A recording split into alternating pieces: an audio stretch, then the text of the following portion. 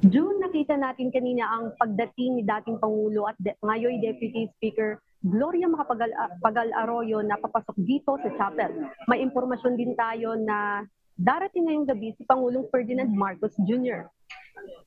Alas 2 kaninang hapon nang dumating dito sa Chapel 1 ng Heritage Memorial Park sa Taguig City ang mga nabi ni DMW Secretary Susan Fruits Ople. Ngayong alas 6 naman ng gabi ay binuksan na sa publiko ang burol para sa mga nais magbigay pugay at pasasalamat sa yumaong kalihim.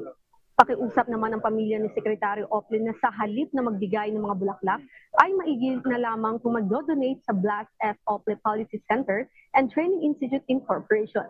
Sa ganitong paraan niya ay may pagpapatuloy pa rin ang advokasya ng kalihim na mapaigting ang karapatan at kapakanan ng migrant Filipino abroad. Maaari namang ideposito ang mga donasyon sa Metrobank account ng Blas F. Ople Policy Center and Training Institute Incorporation na makikita sa inyong TV screens. June, bukas naman ay magsasagawa ng joint night of tributes and necrological service ang Department of Migrant Workers, Overseas Workers Welfare Association o OWA, at Department of Labor and Employment o DOLE dito rin sa Heritage Memorial Park sa Taguig City na magsisimula ng alas 6 ng gabi.